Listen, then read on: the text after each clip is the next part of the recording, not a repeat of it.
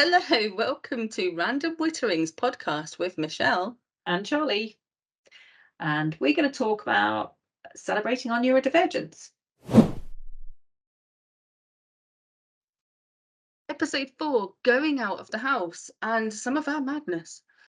Kind of an introverted extrovert. I crawl up the walls, which is why I struggle with lockdown and want out. But as soon as I'm out, I want back in. When I got my diagnoses, I jokingly said to the psychologist, so because she said my ADHD marks my autism. So I said, is that why I get really excited when we've got a social event? I really, really get excited. I love things like fancy dress. I'll spend ages planning and arranging and for having friends over, I plot and I plan and I love it all and it's all to fine detail. And then I sit there in the evening and I'm like, don't really know what I'm doing here. Quite often I drink too much, my way of coping, and then the following morning get the shame. But and she said, yeah, that's pretty much it. Your ADHD is like really excited. And Yeah, then the social anxiety kicks in and you're not so yeah. excited once you're there. And so Yeah, like, yeah. oh, hold on a minute. There's loads of people coming round, and I asked them to do that. Why Why did I did you do pick that? that? What do I want people in my house? We're going into Reading with other people on a Saturday night. 10 o'clock on a Tuesday morning is one thing. 9 o'clock on a Most people think that I love being out and being with people, Mhm. and I think I might be an I probably am an extrovert, but I've done several personality tests. The official complicated ones, and I cannot figure out what type I am. I can't really work it out because yes, I do like being around people, but there's got to be structure around that, and I need to have a escape plan and yeah, I need to know what's going on. So I really, really struggle to work out what I need. And also being a mum with three very different kids, we also have to work out what they need as well and incorporate that into the day. And that is so complicated because my youngest doesn't want to have any attention at all, doesn't want to be socializing, but is amazing when they are. Mm. And the others are like that as well. That they can talk for hours about the subject they love, but put them in a place where they're not comfortable, and they yeah, they're Yeah. very different. Yeah. My kids worry before we go out. And then they're fine when they're there. But then they come home and just need some time at home, mum. Yeah, Yeah. We do. we I Mm. always promise a PJ day after we've been Mm. out. So if we've visited family, it's just some of those bigger things. If we've been to a shopping centre, normally try and keep Sundays free as possible because they've got to unwind and cope, and the starting to cope for school starts, well, it starts on Friday evening, but it comes to a peak on Sunday. Yeah. So for me, I've tried to work this out, and I think, I mean, I've been a barmaid, I've been in communications Snap, jobs, snap. yeah, yeah. Um, I have been quite a high up manager, all sorts of positions where you have to do a lot of communication, a lot of interacting with people, and also helping a team work together. Okay, so I really enjoy speaking. I really enjoy talking generally, but I do enjoy Same. speaking. Yeah, doing conferences and speaking to people, especially about a subject that I know well. And people can't understand that because they say, "Well, if you don't like the social side, then how can you just walk into a room full of people?"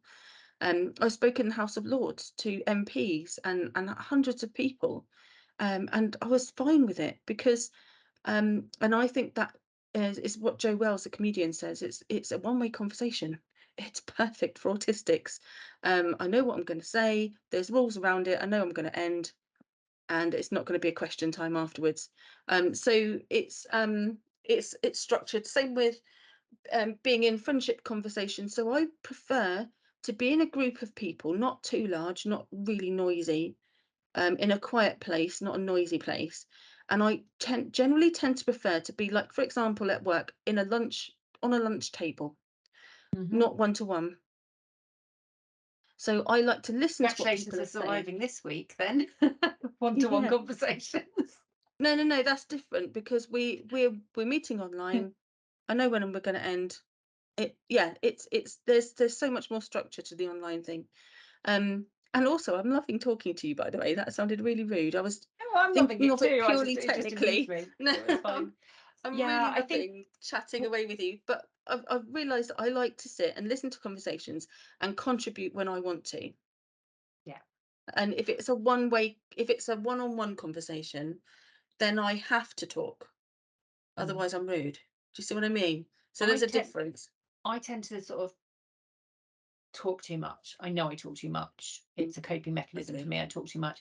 And I guess ultimately what it comes down to is when we go out in public, on comes the masked. Mm, And when it comes off, it's exhausting taking it off, having yeah. had it on, isn't it? And it's just the Yeah. recovery.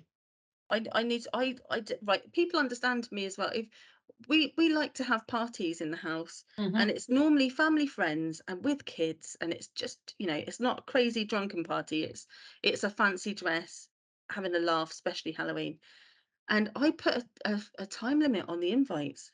So I say from 6 till 9 or six Hmm. till 10. Good And then plan. yeah, and after that, and people understand that totally. And after that, if we're if it's okay and we're chatting and most people have gone and there's like a few of us, that's also fine. And Mm. people say, oh, should we make a move? And if the kids and me are okay with it, it's like, no, it's fine chilling. Yeah, Mm. let's carry on. And I make it clear. But yeah, I love having a get out plan for a social situation. Not that I'm not enjoying the social situation, but if I haven't had that calm down time, I won't sleep. Yeah, totally understand that. So I definitely underperformed in my exams, Mm, but scraped enough to get to university, which yeah. then brought my next level of social awkwardness, living on my own. Go out on a Friday night, and I got into this thing where I was wanted to watch Roseanne. That dates me, doesn't it? So I would always make up a headache at about 8:45, Yeah. leave the student union, walk home, get a KFC, and happily watch telly for the rest of the night. But Oh, I'd done my bless. social bit beforehand. Yeah. I got in contact with some old friends from when I was at college, Yeah. and it was wonderful. I loved them to bits, and I said I had to message them and say, look, I'm really sorry. I was such a pain in the ass. I was so loud and unpredictable, and I didn't get things Mm, like rounds of drinks, that kind of stuff. mm. Gone. Someone buys me a drink, I didn't realize that you're supposed to buy one back. That all that sort of normal stuff. And I had to apologize, and they said, "What? You're fine. You're hilarious. We love you. Just like what you're Mm. apologizing for." Can't believe this shows it was the 80s. We used to have a vending machine in our canteen that had Kit Kats, and you got a four-fingered Kit Kat for 20p. Bargain. Mhm. And I used to treat myself if I had some spare pocket money. I'd treat myself maybe once a month. Some girls were having Kit Kats every day, but we didn't have a lot of money, so I didn't.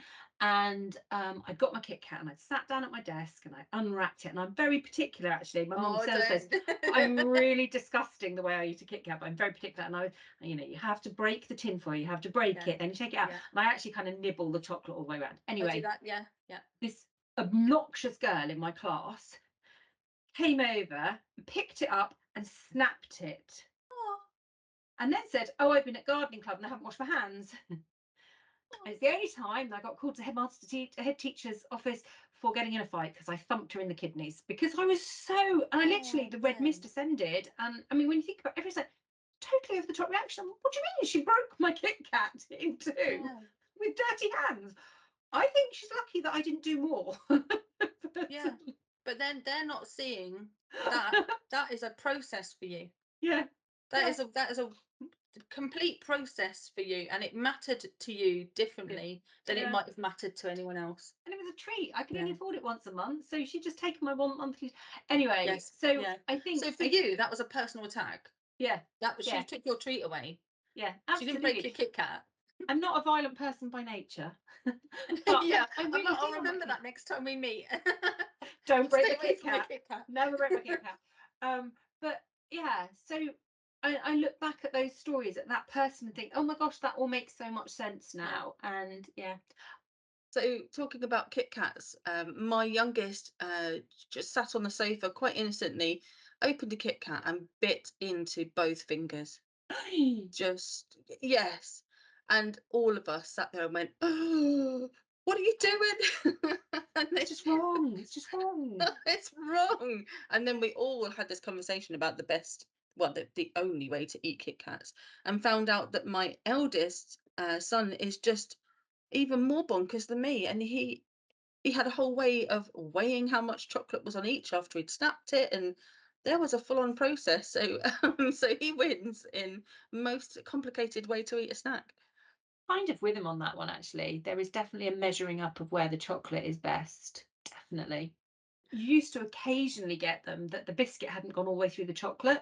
Yeah, And that's you'd a take that win. nibble to get the chocolate at the end and you'd bite into solid chocolate and then you'd be like, trying to work out how much to bite to get the chocolate. But That's yeah, like a no, I used treat. to, Yeah, my mum said, what are you, a gerbil, a hamster? Like yeah. this around the edge of my chocolate bar. But yeah. All things like clubs, crunchies, all of that. I used to do that. Yeah. Mm, yeah.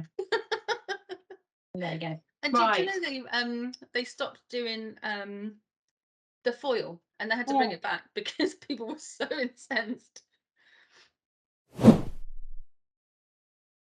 We're celebrating Neurodiversity Week. Get online and join in and find out more and celebrate your individuality. You're still here. We'll be sending out another one of these again tomorrow.